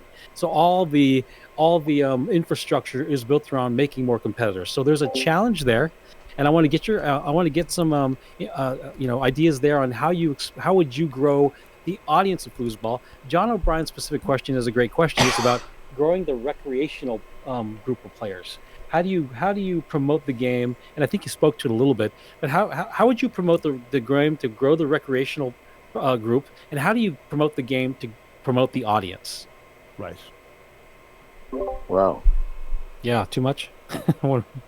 Well, no, because Yeah. these are the things that Jim and I spent, hours and hours and hours talking about. Yeah. I think so. The recreational players is back to what I had talked about. Is what is it what level of knowledge are they seeking, and how many hours a week are they going to actually play, and just be, what do they want to learn? I mean, you can package and deliver. You guys are talking about delivering visuals now with the internet. We never had that. So you deliver the demos, but you're not trying to teach somebody how to do a pull shot, 7 different stances, all the different options. You're just showing them how to develop ball control. What kinds of what's the object of the game, and just make it a little bit more fun for them to play, which help them to master a few of the basic skills, and then they'll go where they go with it. And in terms of the recreational player, this is why what John's doing physically, getting tables into schools, is so critical. Yes. Is location. Now, you talked about it used to be in my day they were everywhere. Then they started to disappear because they fell apart because there were so many iterations of tables. And then Tornado came out with this table with a frickin' wooden handle, which got smooth over time, right? So you'd have like I kept telling Dave Currington when I worked there, we need to come up with a table that's got a grip already on it. I was even working with grip manufacturers and tennis racket companies to come up with a grip that, because when you walk up, like I would try. Here's a story. The woman who I'm with now, I tried to show her. This is hilarious. We were in Toronto. I went into a bar. There was a foosball table. I was going to show her how I played, and I was inept. She was laughing at me. Like, I couldn't do anything because these handles were so slippery that I couldn't grip it. I wasn't carrying tennis wraps with me. So what do you think about somebody who's coming up there to play? That table was just sitting there. Nobody's playing. That's a big deal. Manufacturer-wise, you've got to have something that anyone can come up and actually grip and hold on and be able to experience. But, a little bit of success with that. So having tables available. Now, I know Jim's talked about this club thing. The thing that intrigued me about the club is that the fact that you could take a guy's got 2 tables out in the garage, for example. Here's a story. Kelly Brown was my best friend in Chico, California, which that was my base of operations in the late 70s. Kelly and I played together in tons of regional events, won a bunch of them. But he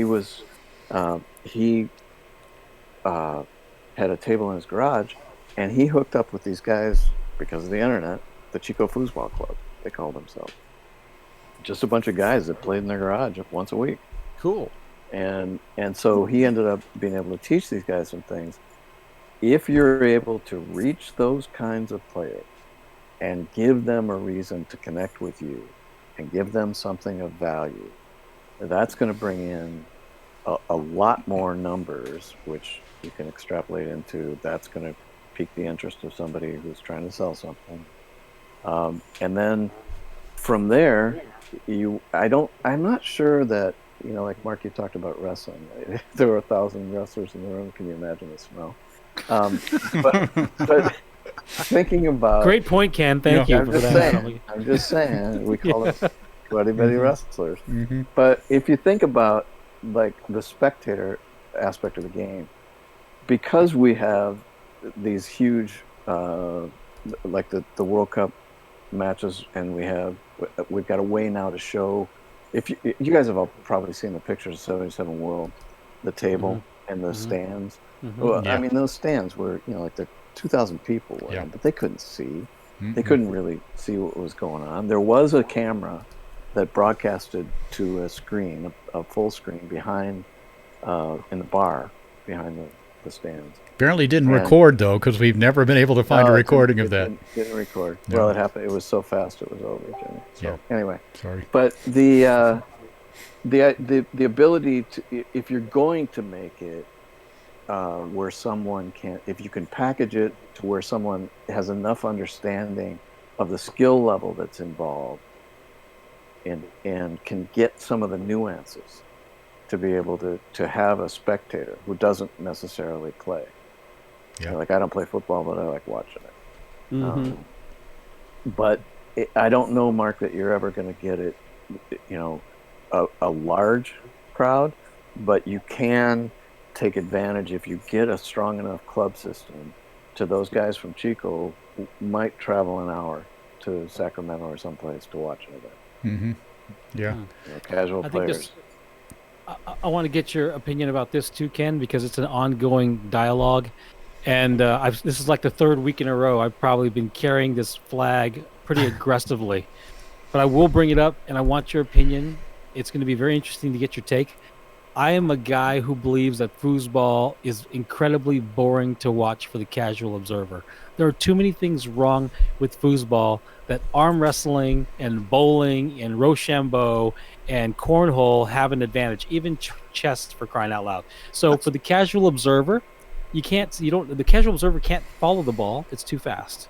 They can't see what's going on because the way the table height is, to your point. I'll take this as a slap in the face, by the way. Thank you. No. I'm talking the casual observer, not to you, Jim. The product you put out is the only reason why it's even moderately entertaining to foosers. Foosers don't even like watching foosball, most of them, and they can only watch it because your commentary and because the work you do. So all credit to you. You make it incredibly entertaining. That said, I believe that the rules of the game are also limiting of engagement. Now, Mike Green told us last week that the game is as disquieting as it is, and there's these little rules, like you can't make eye contact and draw your opponent's attention away from the game. Mike Green says Todd Lafredo's a big part of that, because Todd Lafredo, if you couldn't beat Lafredo on the table, he was going to dominate you. Let me get to my point, because I'm all over the place. My point is this: are there rules in foosball that may be limiting the entertainment it can provide? Should I be able to engage my opponent and look them in the eyes and address? Should I be able to draw their attention away from the game? And I don't mean trash talk. I mean just like being witty or clever or talking about anything under the sun, not including foosball. Do you think our game could be more entertaining if you could have some fun while you're playing Boy, it? that question was all over the place. Yeah. Okay. So, what? Yes. Can you Never trash mind. talk? Are you allowed to trash here's the talk? deal. That's what it gets down to. So you bring up many things. Weed hopper. Slow down. One. here's what were in all the years that I played, I never thought about, you know, like this is I wish I could do this, or I wish I could do that in these things. But if you're going to look at it in terms of, I'm going to package this and try to get people who don't understand it to watch it, and once they watch it, maybe like it, then you have to do what, Jim, I'm going to ask you, what were the most exciting events you ever saw with foosball? What were the most exciting matches? Well, certainly some of the most exciting have been the ones where the crowd was most involved, where the players oftentimes were demonstrative, when there was a lot at stake, World Cups with big crowds, which organically kind of create what Mark is talking about, these reactions. And World Cup did the same thing I did in Super Doubles. 1 game to 7, 1 game to 9. The matches are too long. There's no question. The double elimination and the long 2 out of 3, 3 out of 5 matches are great for us as players, because during that match it can turn around 2 or 3 different times. But if you're going to have somebody watching, you can't give them an hour and a half of foosball that looks the same to them. They're not going to get the nuances of that goalie just adjusted and put up a different defense, and now suddenly that guy who was scoring 4 out of 5 is suddenly only 4 out of 9, and his partner is doing better up front because he's adjusted. Those things happen, but they're not nuances that are going to be picked up. It's not like they went from zone to man and defense, and you've got a former player who's doing the play-by-play, but they're what football has is a play happens every 15-20 seconds, and they're moving, so it's different. The playing field in foosball is static. And so in order to create that excitement, that's why we went to the format we did in Super Doubles. I think that would need to change. But I'm not 100% convinced that big events where a few top players play is the answer to what foosball's ails are. Okay. And they all went to sleep. No. Hey, we got some. The foosball. Reese Roberts has a great comment here in the chat, and I'm gonna do something really inappropriate. Again? Would you be interested? Would you be interested in playing in a World Cup on the senior team against the best seniors in the world representing our country? Because there's a guy here named Jim Stevens, and I would like to propose a new rule to the World Cup selection team. If you're a Hall of Famer who shot a push kick, you should get an immediate berth on that team. Automatic. I'm voting for him. Yeah, I'm voting for him. Yeah, for sure. And then I'd go to play on a Bonzini table, and you guys would be... Hey, join everybody else who can't play on that table. Fastest shot, fastest foosball, Fred. fastest foosball shot in history was a push kick shot on a Bonzini table? Question mark. Google it. YouTube. World's fastest foosball shot. So you can shoot a push kick on anything. And you know, again, you touched on it earlier. I'm going to spend a minute here talking about the push kick. You know, you mentioned the rollover. First-year players winning rookie, amateur events, whatever, having success, scaring you on the table. A push kick, though, a pull kick, a kick shot in general, takes a while. You're not going to win anything before your first year, 2 years, 3 years down the road because of the intricacies of it, because of the difficulty in consistently executing it. And I think we miss that a little bit. You know, it'd be great. I'd love to sit here and commentate a push kick or a pull kick and all the different options that come with it. You know, when you were breaking down your push kick earlier, you literally laid out 12 to 14 different options with your angles, with your short PK, with your dinks, with the long, with the spray long, with the short push kick. There were so many different things you could do based on the defenses, etc. Of course, working with a smaller goal back then. But even on Tornado, push kick can be effective. But talk a little bit about how difficult it is and what a process it is to get really good at shooting a push kick. Well, obviously, to develop in anything, I think one of the things that we didn't know what we didn't know.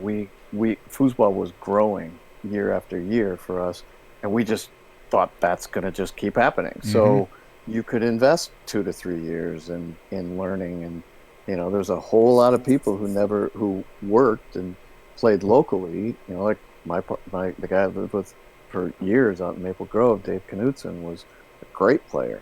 And he developed his shot the same as, you know, a lot of players did over time. They refined and got better. And yeah, I mean, you're not. I'm trying to think of somebody who came out of besides Lafredo when he did it, and he didn't. It's not like Lafredo burst onto the. He burst on the scene nationally, but he was winning in Denver. The hotbeds at that time. Minneapolis, if you look at the 77 Worlds, the top 6 places, 3 were from Minnesota and 3 were from Colorado. Yeah. And I think, you know, so Lafredo was winning in Denver, which was obviously would have been hard to do. It would have been like, you know, winning in Minneapolis. So it's not like he came out of nowhere. And after, I don't know, Jim, it's like the tour, such as it is, besides the COVID time, has been going on at pretty much the same for 10 years or so, right? No. Yeah. We're talking about the same? We're talking about declines. Are we going to be honest? What are we saying? Well, you know, even if but what I'm saying is it's there. Like, you can count on the fact that there's going to be tournaments.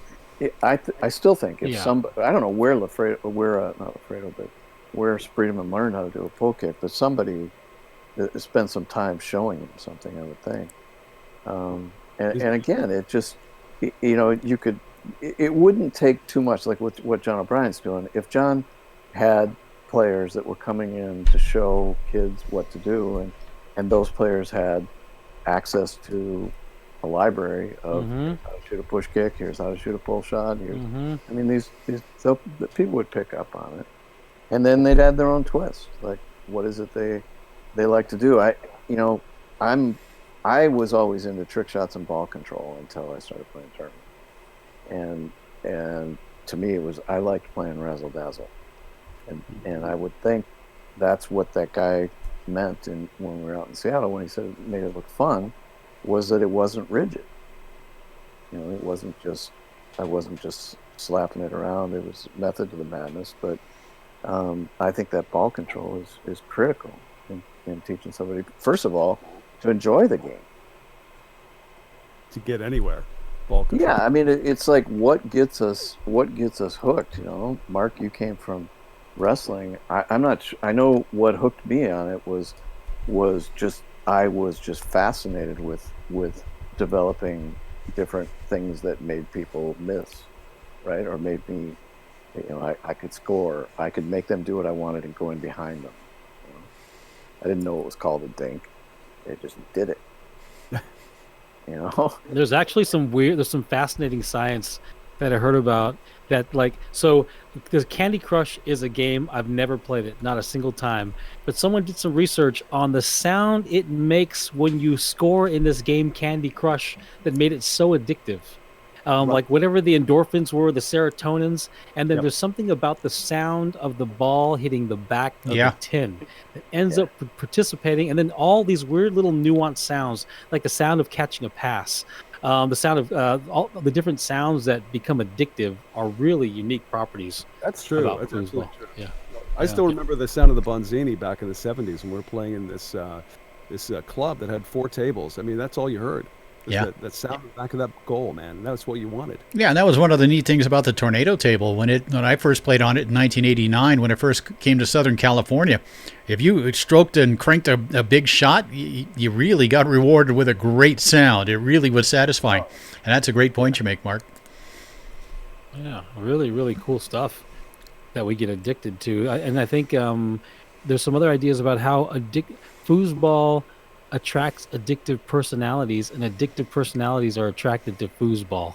And it's true because the skill set and the attention to detail it takes to get great at foosball is some minutia, right? How far in millimeters the ball is behind the bar, and to do brush passes and to do them consistently at a high level, you got to be a little crazy to love foosball. So crazy people love foosball.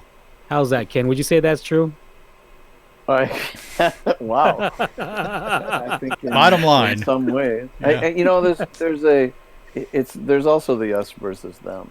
I mean, trying to explain to like my family now, which they kind of chuckle that I was good at foosball, right? Or they chuckle that I'm in the Foosball Hall of Fame, or they chuckle that, you know. And it when I look back and think of how much, you know, use the word addicted, but it just was something that I was into, and I broke it down. It was, you know, it was fascinating to me. Yeah. And then to watch, I remember I watched in between my matches. And I remember going out to my room, and at that time, the tennis players that were winning, Bjorn Borg, which I always equated. Do you guys remember Bjorn Borg? Of course I do. Yeah, okay, man. So Borg his resting heart rate was like in the 30s. Yeah. His competitive heart rate was like in the 70s. And I always equated speed to Borg. But I'd watch Borg play McEnroe, and I'd watch Borg play Connors and Eileen Nastasi, and then Lendl came along. But I remember Saturdays they were obviously tournament day, but I would go up to the room and I'd sit and I'd watch how they played their points in tennis, and I learned. I watched who reacted, who was like McEnroe was always in the past, and yeah, he was a great talent and things, but Borg, it just knocked him off his game constantly. Yeah, he was constantly arguing about college and shit, and I just learned. So to me, that you can call it addictive, but I think there's part of being an athlete or part of being a competitor that you're driven to improve. And how do you do that? To me, was always was really enjoyable, like figuring stuff out. Yeah, it's like it's making little. Caught that, didn't you? You did. You didn't catch the other one though. The little incremental, adjustments you always have to make, and that's really, I think, what when people strive for excellence, when people do become great, it is recognizing these little things that you continue to sort of round out the edges and make those tiny little adjustments. We've only got a few minutes left, but as a guy who started in the 1970s, played in the 1990s, promoted in the 1990s, worked for table manufacturers in that decade as well.